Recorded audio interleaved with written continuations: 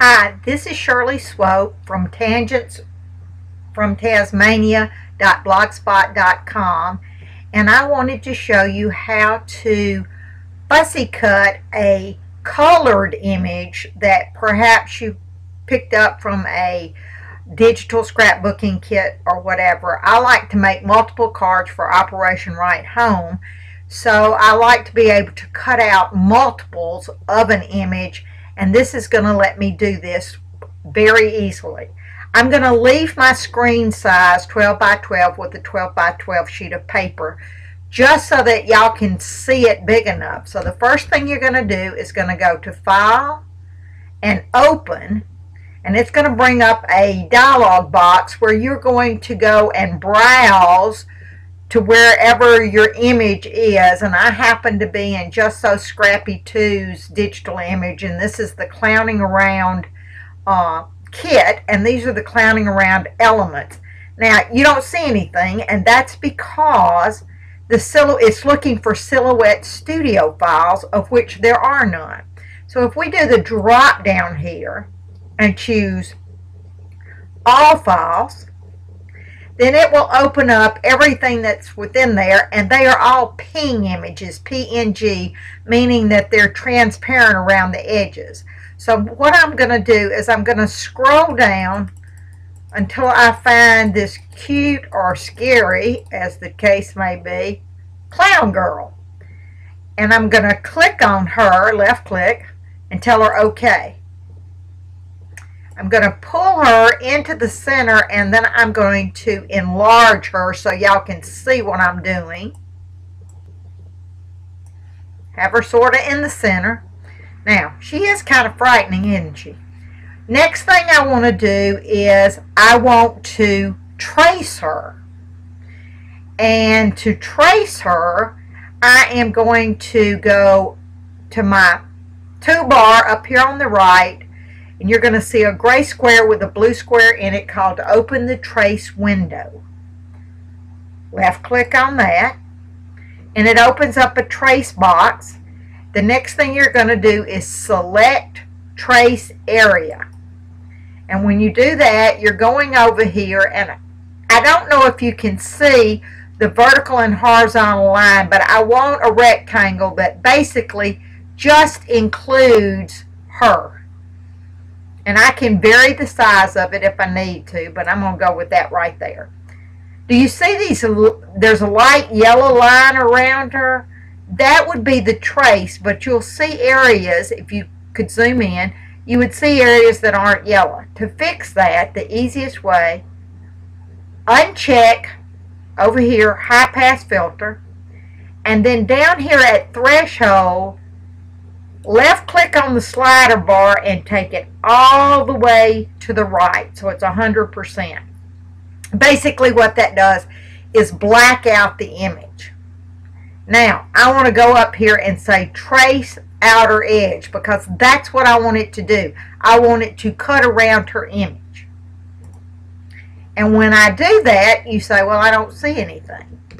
Well, if I go over here and grab her and pull her aside, that's the cut line. So while I've got her pulled aside, I'm going to click on this. I'm going up to my scissors, and I'm going to click Cut Edge. And that's going to cut around the edge of her. I'm also going to click on the image itself, and it shows no cut, which is exactly what I want. Pull her back in. And to get her perfectly aligned with the cut, select both images. Draw a rectangle around both images so you have two squares highlighted or selected. Then you're going back to your toolbar, and it says Open the Align window. And when you do, you get an align screen. You've got lots of options. What I want to do is center. Because it's a ping image, it will center perfectly. Now that I have her centered in the cut, I want to come down here and I want to group these. So I'm going down to the bottom left-hand corner, and I'm going to group it. That way, if I click on the image, I get her and the cut. Now this is where the fun part comes in. If I'm doing multiples, I would go up here and I would choose my letter. I would show my registration marks. And then I'm going to resize her.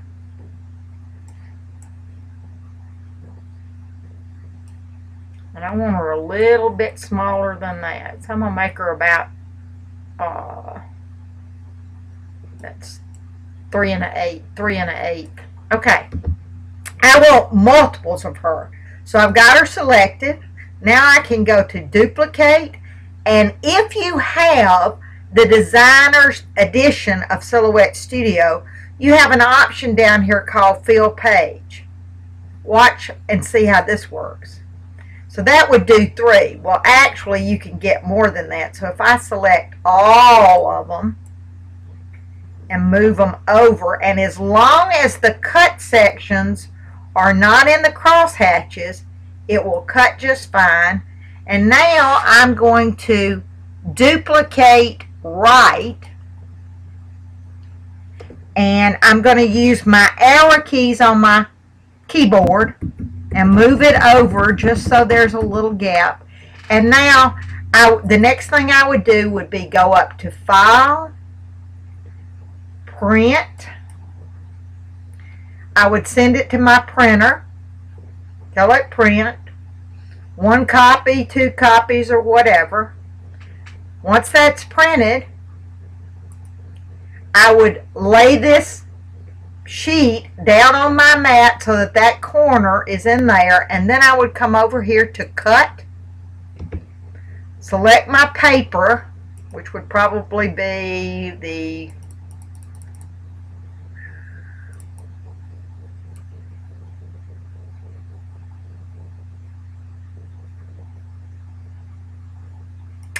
£110 intricate, which tells me it's going to cut at 3, thickness of 15, and blade depth of 5. And I could probably move that blade depth down to 3 since it's just 110. And it's not a complicated cut. It's pretty much around the edge.